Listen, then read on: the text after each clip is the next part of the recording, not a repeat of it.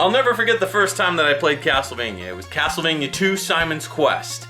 And a friend of mine invited me over his place and we were playing NES, which is what you did back in the 80s. And you know what? I said to myself, I took a big sip of Simon's Quest and I said, that's some good Simon's Quest. That's some good Castlevania. But here's the thing. As the years went on, I continued to check out more and more of the franchise, and it quickly became my favorite franchise in video games. But, there's some stuff that not even I knew. Yeah, believe it or not. I don't know everything about Castlevania, but I know quite a bit. But here's 5 things that I personally didn't know. And you might not either, I'm not sure, but I figured we'll start off with number 1. Have you ever wondered why there's barely any old Castlevania art pre-1995? Sure, there's some box art, but most of the concept art for the series has remained a bit lost to time. Well, there's a reason for that.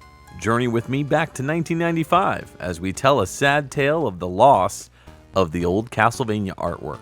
Kobe, Japan was the workplace of many businesses, one of which was Konami, who had their software development building located in the Minatojima part of Kobe. But the everyday morning hustle and bustle would be interrupted on January 17, 1995, when a massive earthquake, now called the Great Hanshin earthquake, hit the area, causing massive damage. In fact, it was supposedly the worst earthquake of its time, with the loss of 6,434 people and nearly $103 billion worth of damage done. Konami's building was one of the ones that was hit hard, resulting in the office being moved to Tokyo, where work would continue on games like Metal Gear Solid. The loss of data was catastrophic for the company, where hours and hours were poured into art, music, gameplay, level design, graphics, and so much more. For Castlevania fans, it's especially tragic due to the loss of artwork for the series prior to Symphony of the Night. All the classics like the original NES trilogy, Super Castlevania 4, Castlevania Bloodlines, Castlevania Rondo of Blood, and more were lost to the destruction of a natural disaster. Supposedly, most of this art was located in the basement of the building, and so of course with an earthquake, that's one of the first places to go. Though in the back of my mind, I have always wondered if there was any kind of personal backups that were kept by the artists themselves. I suppose we will never know how much was actually lost, as a lot of the staff has moved on to other things, in and outside of video games. A sad tale indeed. Let's continue with number 2.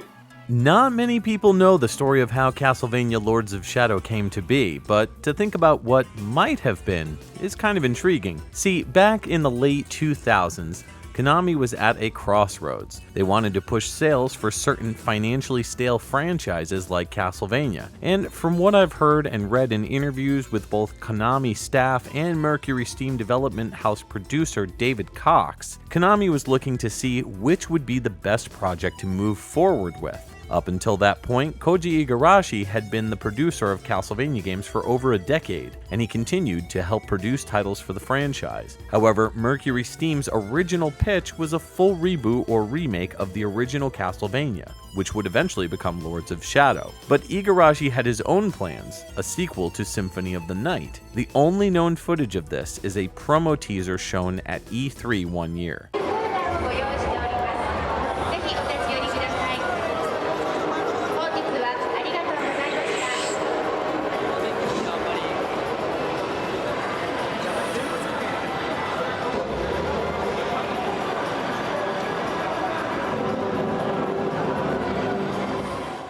I doubt we'll get to see this game ever, but it's nice to know the direction the series could have been headed in, and certainly leaves more questions than answers as to what kind of game it could have been.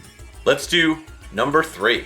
While Castlevania was a big hit for Konami back in the golden era of the company, it still wasn't generating enough sales that they would consider it a huge success. The Teenage Mutant Ninja Turtles games, on the other hand, were licensed property games that were massive in terms of sales. But little did I know how much this affected other titles from Konami, until I read an article by Shmuppalations and learned the truth. The interview was with Hitoshi Akamatsu, the original director of the original Castlevania. He said that because the sales figures with the TMNT games were so astronomical, development for these games was put far above Castlevania sequels, which didn't sell nearly as much. Supposedly, further Famicom sequels were possible of the Castlevania series, but because of the turtles, it wasn't in the cards. Time to go for number 4.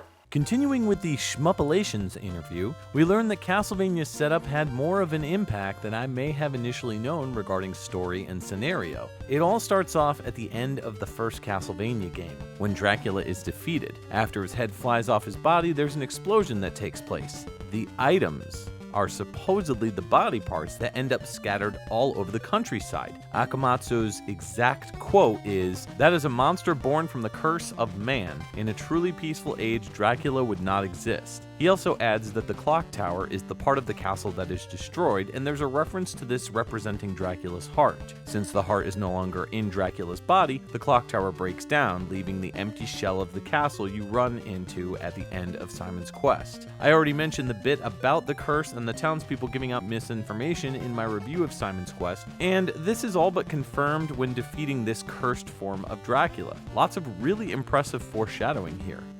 And finally, number 5.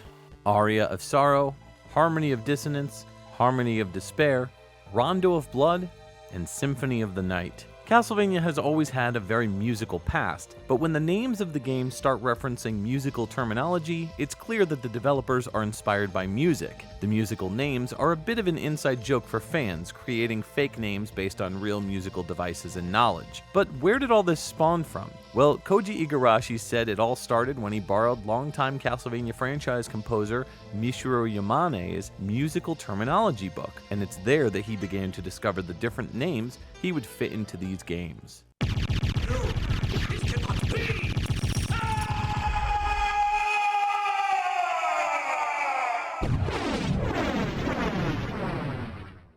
Well, that's my 5 things I didn't know about Castlevania. I really tried to dig deep about some stuff. There was some stuff I knew, like I knew about the earthquake thing, but like there's other stuff that I just had no idea about.